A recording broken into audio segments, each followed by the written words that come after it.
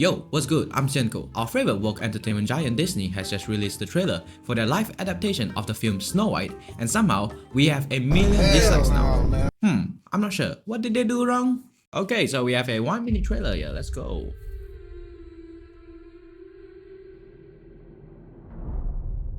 I hope it's good.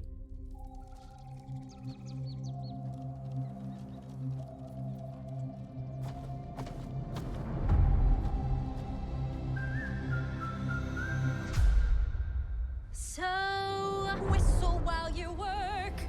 Okay, we have CGI dwarfs instead of the live action ones. Rachel Zegler plays as Snow White. Magic mirror on the wall. Who's the fairest one of all?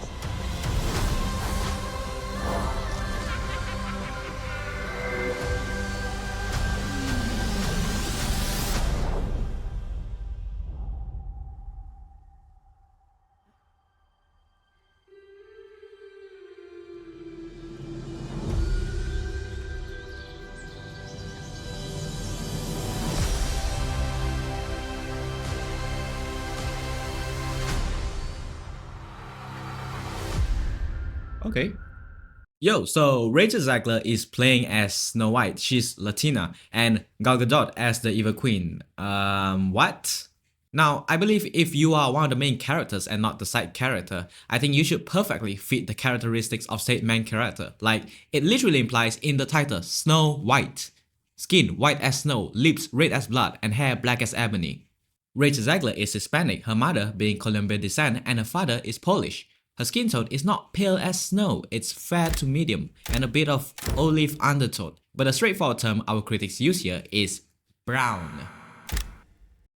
I'm not trying to sound racist, but the title of the movie is Snow White, not Snow Brown, not Snow Black, not Snow Pink, it's Snow White. At this point, why not cast an Indian actress as Mulan? And I will agree, it would be creepy if someone was literally white as snow. But we are talking about being very light skinned here. I believe Disney spent more budget trying to figure out a way to set up the lighting and makeup to make her look white in this one. But before we go into the controversy of Rachel Zegler here, this is the point that I'm trying to make. Films like this are purposely trying to race bait this way for the sake of gaining attention, and that's exactly what this film reflects. For instance, Netflix's portrayal of Cleopatra as a black woman. AJ's still pretty mad about this. Disney has a major reputation of doing this. Why is the cast for Little Mermaid black? Disney's diversities department just enjoys race swapping under the motto of modern inclusivity. More about the political correctness than staying true to the original character. Make no mistake, studios like Disney are making bang on this kind of outrage. They hope to stir up anger from the race bait because it means those people will still watch the movie. It's an obligation, whether it's to see how bad the film is or just complain about it. Think about it, ask your nitpicky or easygoing friend, did you actually watch any trashy live adaptations from Disney? Most likely they do. My friend literally watched the live adaptation of Mulan twice. Filmmakers operate under the belief that there's no such thing as bad publicity. Bad publicity is good publicity. They're just scared that no one would talk about their film at all. This kind of controversy itself is part of their marketing plan, and it often works. It fills in their pockets for the next big project. I'm not sure about this Snow White one, but it seems like there's going to be a final straw here. It's probably going to derail or underperform. I mean, come on, compare both of these actors. Who is the fairest of them all? Isn't it obvious? Gal Gadot did a great job acting, try not to laugh in this scene. I bet the mirror thinks he's in a sitcom or is just colorblind. I mean, sure, the term fairest is ambiguous. Aside from physical beauty, maybe it could imply a sense of goodness, purity, or innocence. But does the acting here imply any of that? Why is Snow White lifting her eyebrows like that? Isn't the portrayal of Snow White supposed to be innocent? She just looks smug AF. I would not be surprised if by the end of this film, she whips out a pitchfork and brutally murders the Evil Queen. I do enjoy Disney's live adaptations, like who cares if their live action remakes are just lazy, soulless cash grabs, relying on nostalgia to reel people in. But we are talking about Snow White here. This is Walt Disney's legacy. At that time, Walt Disney was a visionary. Snow White and the Seven Dwarfs was the first ever full-length animated feature film, something the industry had never seen before. This was way back in the 1937s, by the way. Back then, the press called it Disney's folly, thinking it would be a massive failure. Even his own team had doubts, but Walt believed it in so much that he poured everything into it and it became a major success. Disney was in financial ruin and this film saved it. It established the company as a major player in Hollywood. Literally, thanks to this, we have Disney today. Now, messing with this iconic story feels like tampering with the very foundation of what Disney Empire represents. Okay, we get it. Disney made a cast selection oopsie. Her skin tone is not that brown, just cope with it. Why is everyone hating on Rachel Zegler's role in this? Is everyone just racist? Come on, it's every little girl's dream to star as a Disney princess. I bet Zegler grew up wanting this role. Just look at her interviews. I mean, the new Snow White actress is literally walking around interview to interview just bashing Snow White. The original cartoon came out in 1937, and very evidently so. There is a big focus on her love story with a guy who literally stalks her. Weird. So we didn't do that this time. If I'm gonna stand there 18 hours in a dress of an iconic Disney princess, I deserve to be paid for every hour that it is streamed online. I was scared of the original cartoon. I think I watched it once and then I never picked it up again. Reality is that the cartoon was made 85 years ago. It's extremely dated when it comes to the ideas of women being in roles of power. She's not going to be saved by the prince, and she's not going to be dreaming about true love. She's dreaming about becoming the leader she knows she can be. Oops, you're telling me the actress was Snow White, hates Snow White? Why did she even audition for the part? Just to grab the bag and dip out? This isn't our sweet and lovable Snow White. She screams entitlement. She might have single-handedly ruined Disney's chances of making a buck from the Snow White film. Like, instead of generating excitement, her interviews seemed like she was trying to criticize the original Snow White story, calling it extremely dated, and even referring to the prince as a creepy stalker. And yes, I do agree. What was the young prince thinking? He should have asked for consent before kissing Snow White while she was unconscious. Somehow Zegler just seems ungrateful and dismissive, showing disrespect towards the original Snow White film, especially since she was in the cast for such an iconic role. Remember, Walt Disney was famously protective of this film. The man's probably rolling in his grave right now after this release. Yes, the original tale by the Brothers Grimm and the 1937 Disney's adaptation had a few differences. It's one thing to modernize a classic, but it's another entirely to publicly express disdain for the very privileged role you're playing. By now, they should have just swapped the roles and let Gal Gadot play Snow White and Rachel as the Evil Queen. It's more fitting that way, isn't it? As you can see from the interview, Zegler here has been very vocal about her portrayal of Snow White as an independent woman who doesn't need a prince to save her.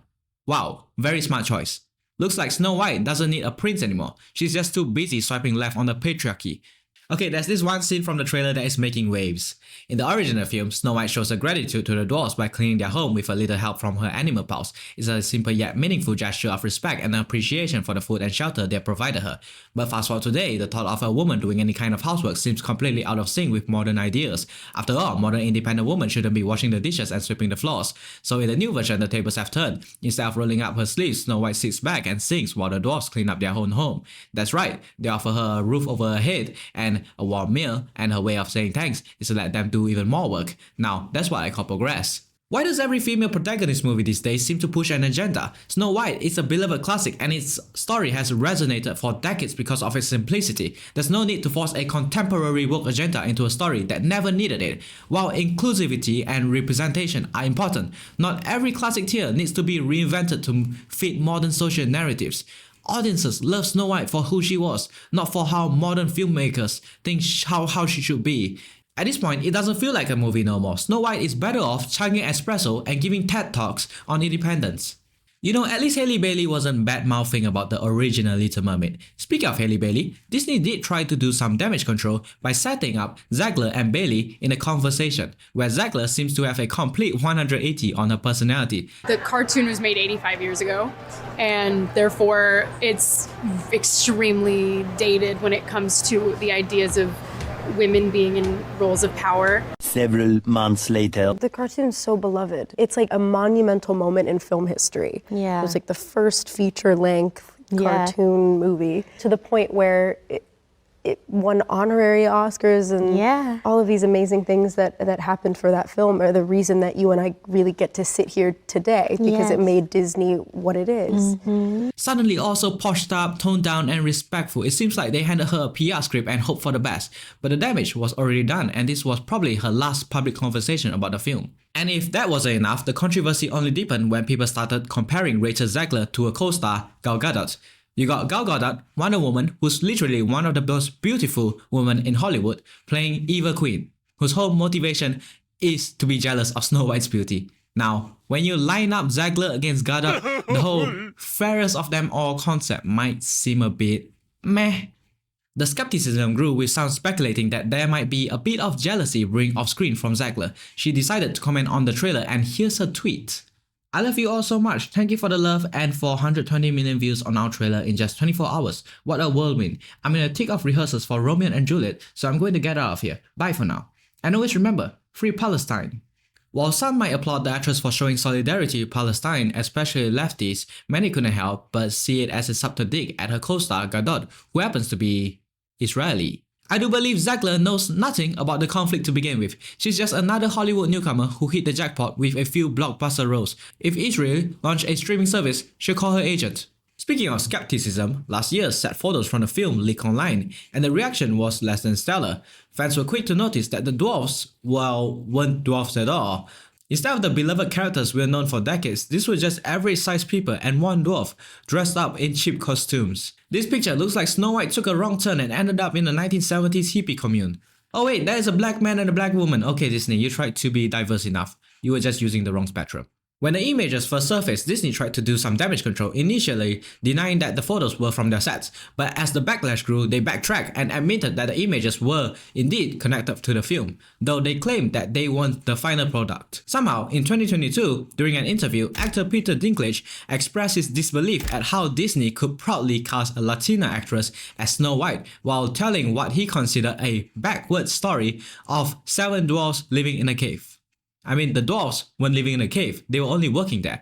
Now, I love Peter Dinklage. I binge Game of Thrones because of him, but isn't it odd that he starred in many fantastical films like Elf and Avengers Infinity War without an issue, yet suddenly he had a problem with Snow White? Disney took this personally and decided not to cast dwarf actors, seemingly for fear of offending Peter Dinklage. So, if you can't cast dwarf actors now, what's the solution? Transform the 7 dwarves into CGI characters. Oh my god, bro. Oh, hell no, man. What the... Like, what the hell is this? It looks like Disney borrowed some 3D assets from Shrek and slapped it in the film and call it a day. At this stage, I can't even call this a live-action film. I mean, even the Snow White from Shrek had more respect. It seems like Disney's attempt to modernize Snow White by reimagining the dwarves as a more diverse group has backfired spectacularly. Instead of embracing diversity, Disney chose to avoid the issue altogether. Disney decided to size down, no pun intended, on inclusivity and blow up the CGI budget. It's incredibly challenging for dwarf actors to find roles in Hollywood. The opportunities are already so limited, often reduced to stereotypical or fantastical characters. When a major studio like Disney decides to remake Snow White and the 7 Dwarfs, you'd think it will be a rare chance for these actors to shine. But no, Disney instead says, we don't want to offend Peter Dinklage, let's just use CGI. It's disappointing to see a studio that prides itself on inclusivity and progressiveness overlook the very community that could have benefited from this remake. Instead of breaking barriers, Disney's choice has only reinforce how far we still have to go to truly diversifying Hollywood. But honestly, who even watches Hollywood these days? Disney invites you and I politely have to decline. But if I'm forced to watch this film, I'm siding with the poison apple. Thanks for watching, like and subscribe.